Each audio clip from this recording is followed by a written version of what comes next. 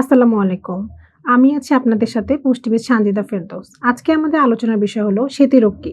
সেতিরোগ হলো চামড়ার যে স্বাভাবিক রং সেটি পরিবর্তন হয়ে সাদা দাগ পড়ে। এটি ছোঁয়াচে কোনো রোগ নয়। এটি দীর্ঘমেয়াদী ব্যাকটেরিয়াল ইনফেকশন থেকে হয়। এটি একটি অটোইমিউন রোগ।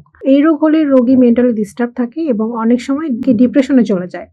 চামড়ার যেকোনো সমস্যায় কুলনের সাথে জড়িত। গাট হেলথকে ভালো রাখলে এই সমস্যা ধীরে, ধীরে চলে যায়। চামড়ার মধ্যে মেলানোসাইটস নামে এক ধরনের সেল থাকে যেটি মেলানিন তৈরি করে।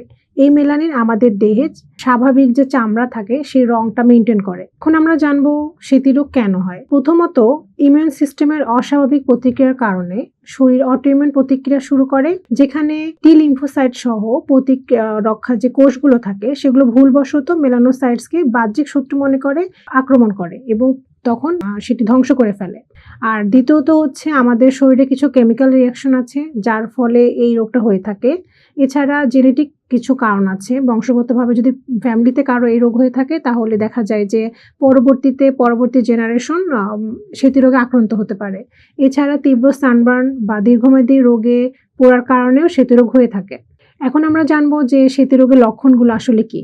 সেতিরোগ সাধারণ ত্বকের যে রঙের পরিবর্তন এটার মাধ্যমে ধরা পড়ে। তো সেতিরোগের প্রধান লক্ষণগুলো হলো যে ত্বকের যেকোনো স্থানে হচ্ছে দুধের মতো সাদা দাগ দেখা যায়। এটা হচ্ছে ১ম যে সাধারণ লক্ষণ সেটি। এরপর দেখা যায় দাগ ১ম এ ছোট থাকে, ধীরে, ধীরে সেটি সময়ের সাথে, সাথে বড় হয় এবং শরীরের অন্যান্য অংশে ছড়িয়ে পড়ে। দ্বিতীয়ত দেখা যায় যে সাদা দাগ থাকে তার চারপাশে গাঢ় রঙের একটি বর্ডার তৈরি করে যা দাগটিকে আরো বেশি স্পষ্ট করে তোলে। তো আক্রান্ত স্থানে দেখা যায় যেমন মাথা, ভ্রু, তারপরে হচ্ছে গোঁফ বা দাড়ি, সেই যে অংশগুলো থাকে সেগুলো হচ্ছে সাদা হয়ে যেতে পারে। তারপরে ঠোঁট, চোখের চারপাশ বা শরীরের যে ভাঁজযুক্ত জায়গাগুলো আছে সেগুলো দ্রুত ফিকে হয়ে যায়। আর অনেকের ক্ষেত্রে হয় যে রোদে গেলে এই যে অংশগুলো সাদা হয়ে গিয়েছে সেগুলোতে জ্বালা-পোড়া হয়, লালচে ভাব দেখা দেয় এবং অনেক বেশি অতিরিক্ত সংবেদনশীলতা দেখা দিতে পারে। এখন আমরা জানবো যে সেতি রোগীর যে প্রতিকার আছে এই রোগ থেকে নিরাময়ের জন্য প্রতিকার চিকিৎসা সম্পর্কে। প্রথমত হচ্ছে আমাদের কোলনটাকে পরিষ্কার রাখতে হবে। এজন্য কোলন থেরাপি করতে হবে, কফি এনেমা করতে হবে। ১ম সপ্তাহে ২ বার করতে হবে, তারপর দ্বিতীয় সপ্তাহে